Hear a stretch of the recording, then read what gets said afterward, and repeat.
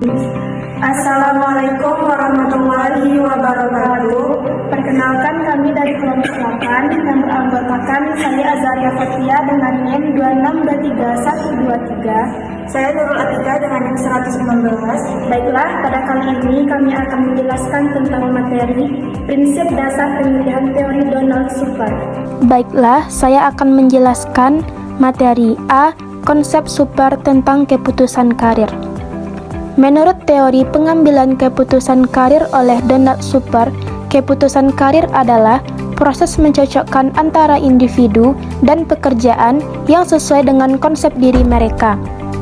Teori Super menekankan pentingnya perkembangan karir sepanjang rentan hidup individu dan mengidentifikasi beberapa tahap perkembangan karir yang melibatkan pengambilan keputusan karir. Konsep super tentang keputusan karir yang dikembangkan oleh Donald Edwin Super memfokuskan pada pentingnya individu memiliki pengetahuan tentang diri sendiri dan dunia kerja dalam membuat keputusan karir yang tepat. Selanjutnya, materi B, tahap-tahap perkembangan karir menurut Super. Yang pertama, tahap pertumbuhan. Ini terjadi antara usia 0 sampai 14 tahun. Individu mulai mengembangkan minat dan kemampuan, serta memahami diri sendiri dan tujuan hidupnya. Yang kedua, tahap eksplorasi, terjadi antara usia 15 tahun sampai 24 tahun. Tahapan ini dimulai saat SMA hingga mendapat pekerjaan pertama. Individu mencari makna dari diri dan mencoba membagi berbagai peranan, serta melakukan penjelajahan pekerjaan atau jabatan baik di sekolah, berupa ekstrakurikuler pada waktu senggang maupun melalui sistem magang. Yang ketiga, tahap pendirian, terjadi antara usia 25 tahun sampai 44 tahun. Di sini individu mulai membangun identitas profesional dan memilih pekerjaan yang sesuai dengan minat dan kemampuannya. Yang keempat, tahap pemeliharaan. Ini terjadi antara usia 45 tahun sampai 60 tahun. Di sini individu mempertahankan karir yang telah dipilih dan terus mengembangkan diri untuk meningkatkan kemampuan dan kesempatan karir. Yang kelima, tahap kemunduran, terjadi pada usia 60 tahun. Di sini individu mulai mengalami kemunduran dalam karir dan mencari cara untuk mengatasi perubahan dan mengembangkan diri untuk tujuan masa depan. Materi yang C yaitu tugas perkembangan vokasional dari Super. Menurut Super, terdapat beberapa tugas perkembangan vokasional yang harus diselesaikan oleh individu pada tahap perkembangan karir tertentu. Yang pertama itu kristalisasi, yaitu pada usia 14-18 tahun. Individu merumuskan ide-ide tentang pekerjaan yang sesuai untuk dirinya sendiri. Individu juga mengembangkan konsep diri vokasional yang akan membantu dalam pengambilan keputusan pendidikan yang relevan. Yang kedua itu spesifikasi, yaitu pada usia 18-21 tahun.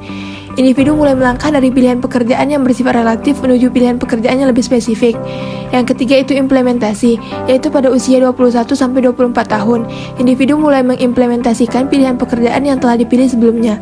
Yang keempat yaitu stabilisasi, yaitu terjadi pada usia 24-35 tahun. Individu mempertimbangkan lebih lanjut mengenai kemampuan diri dan keadaan diri mereka serta melibatkan penilaian terhadap diri sendiri. Selanjutnya yaitu materi yang D, pola karir untuk laki-laki dan perempuan.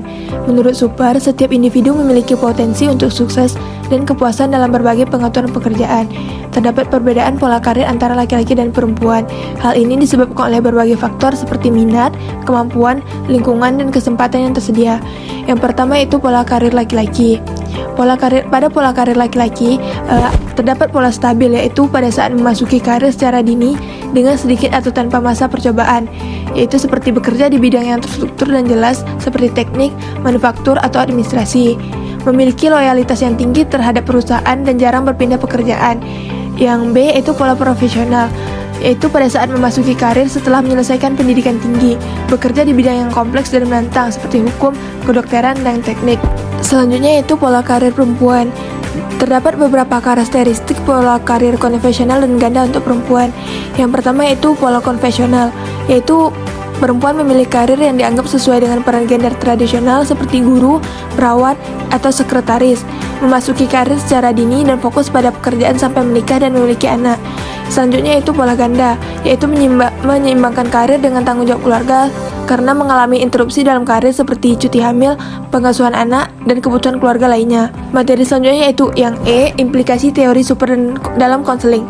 Implikasi teori super dalam konseling meliputi beberapa hal, yaitu yang pertama itu pengembangan identitas vokasional yang kuat dan stabil.